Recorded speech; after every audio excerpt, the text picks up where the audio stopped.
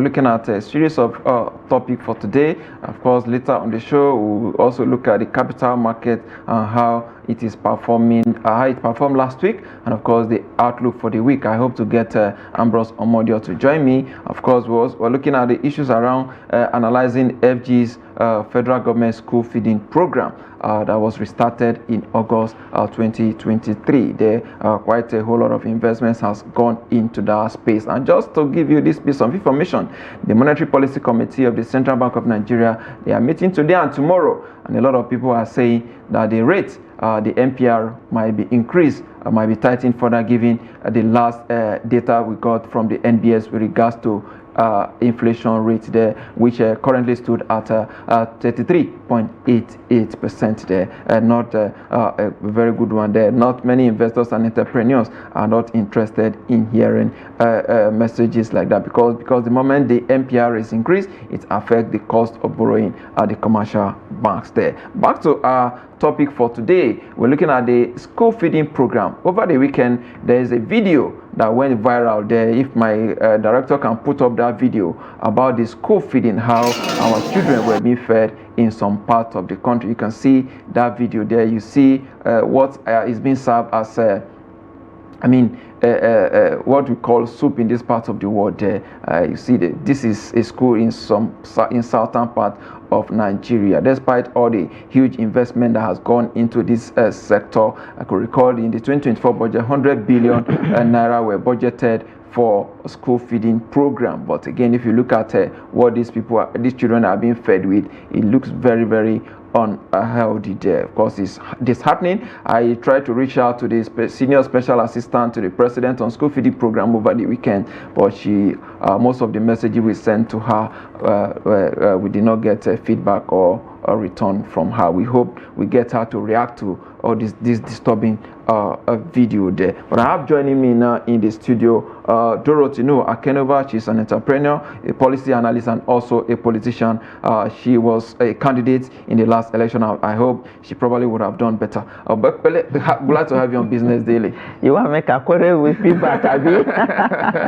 Yeah, happy to be here. Yeah, so it's always a pleasure. Give us your assessment of federal government school feeding program, given what you have seen on the screen. It's a huge disappointment. I will even start by the space in which the children are being fed.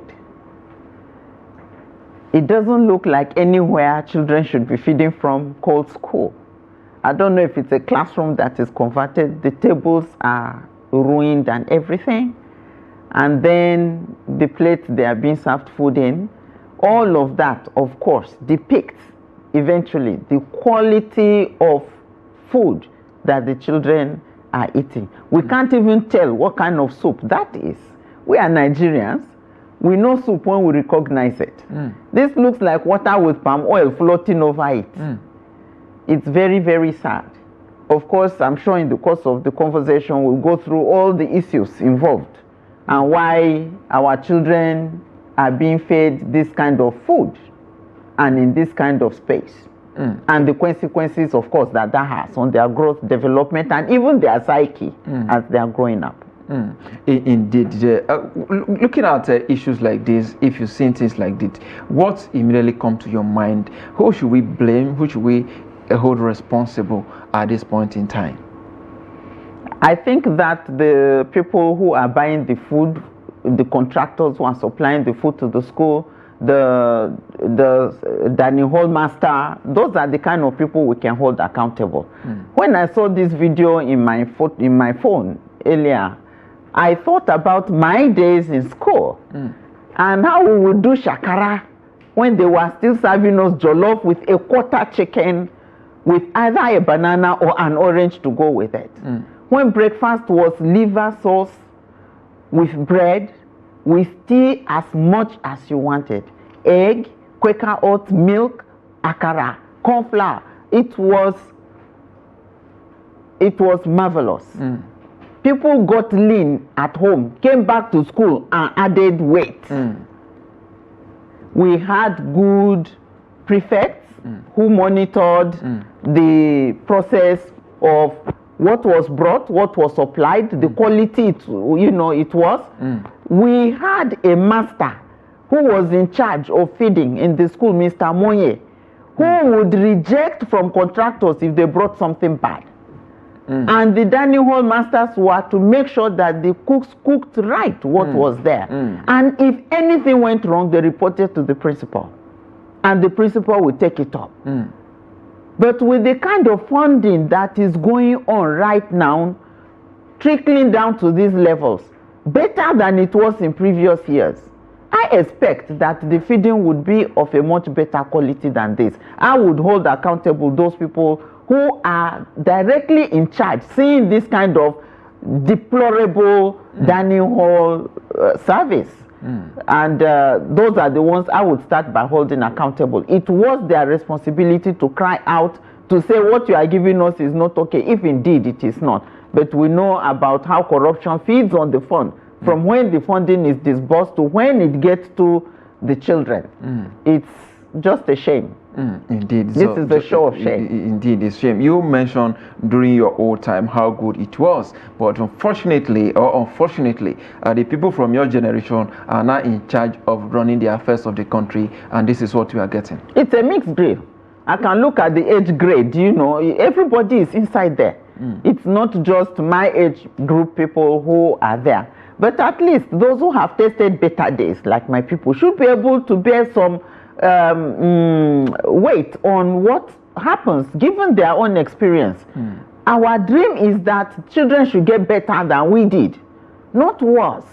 And so if I was in that place, I would influence other people who didn't know better by sharing my stories, so that those who are pilfering from what should belong to the children will stop doing that, so that children can get to eat the quality of food that has been allocated to them per child. It's a shame. I can't even get over this. I can't get over it. What psychological effects do you think this will have on children? These children are going to grow with very low self-esteem to start with. Because the way you treat a child as the child is growing, the child begins to derive value over themselves from the way they are treated, from what you give them. What is happening here is fast eroding their self-esteem, their self-confidence. They are going to come out into the world without the kind of worth that we want children to have. And that has ripple effects, because children who have low self-esteem, who value themselves very little, make horrible decisions. They don't owe anybody any explanation. They are the ones who are likely to be found taking part in all manner of delinquent behavior, violence within the society. They can't stand their ground. They become follow. Anything anybody tells them to do, they will do. They end up in the streets snatching pockets and purses and all of that, and picking pockets. Those are the kind of psychological effect it's going to have. But we can then talk about the physical health, because the school feeding is supposed to improve on the cognitive development of the children and the physical growth. There is a potential in every child. How tall are they going to be? What is the maximum capacity their brain is supposed to function at?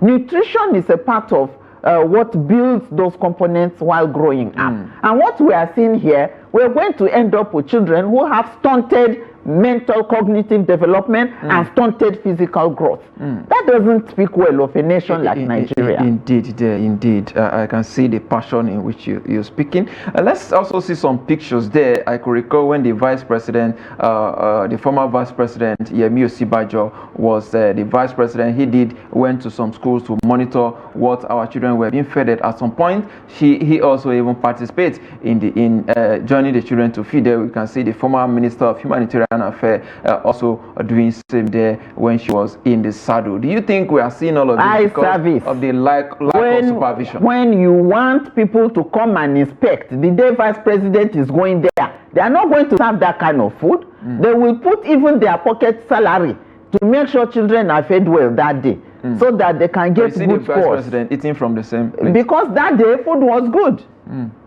It was not always good, even during his time. I recall that I engaged with some women who are vendors.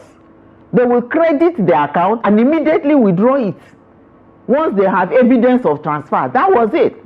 They would promise them maybe 120,000 per week, and all they got was 25,000 naira.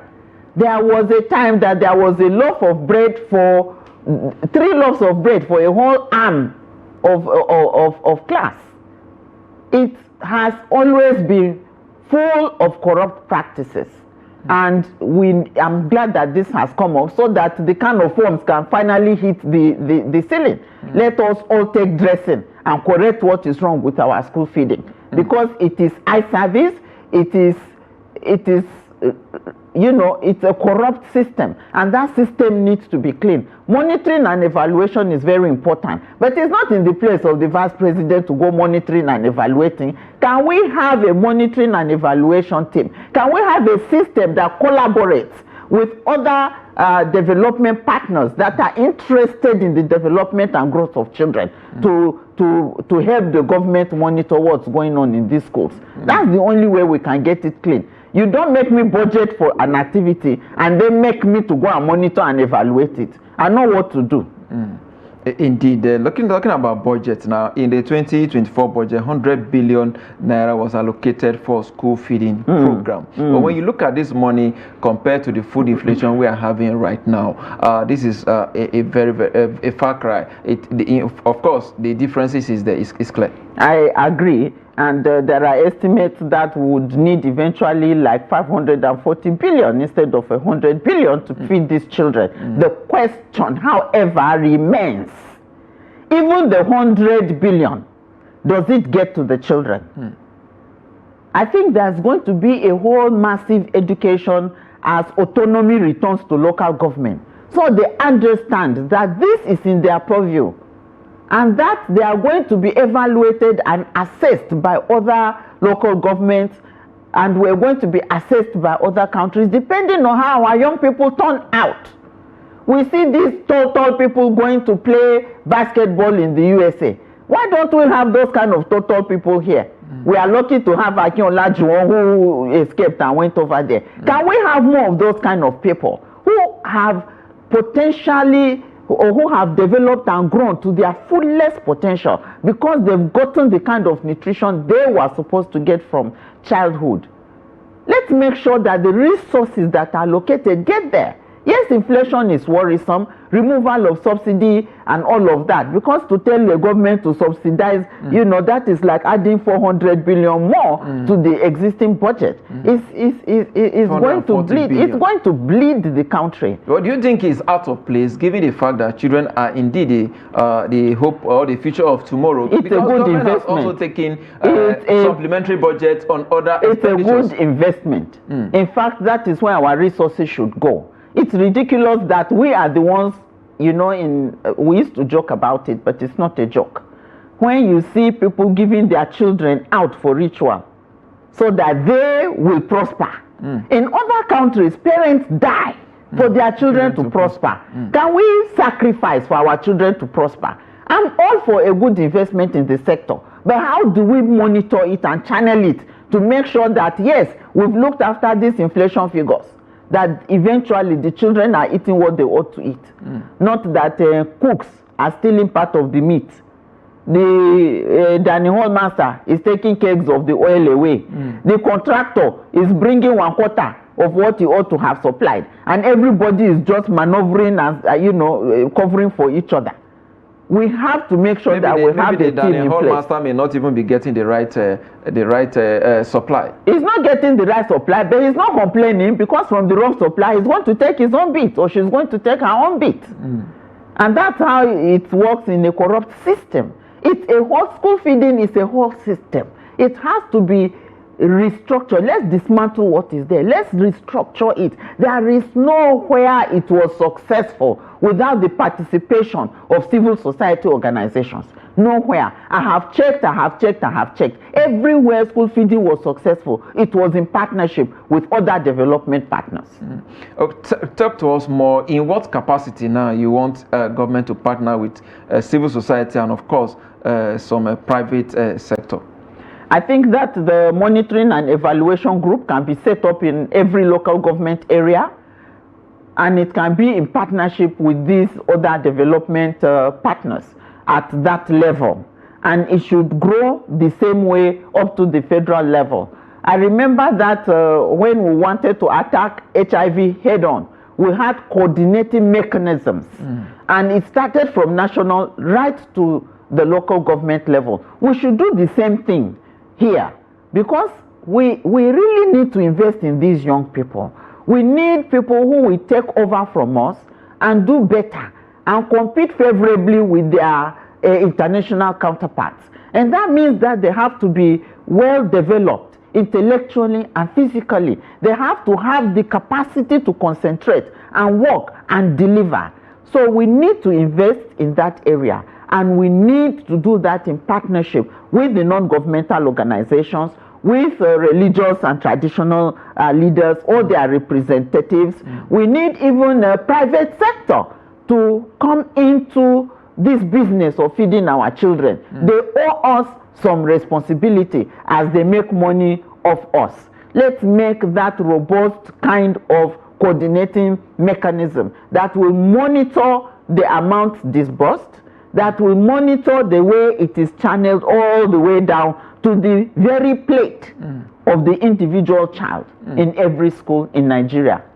Indeed. Do you think this kind of neglect that we're seeing is because the children of the public officials, the rich, are not in some of these schools? I agree with you. Everything that has caused our educational system to deteriorate to this point amounts to the fact that the people who are in leadership or in government, their children are not in those schools.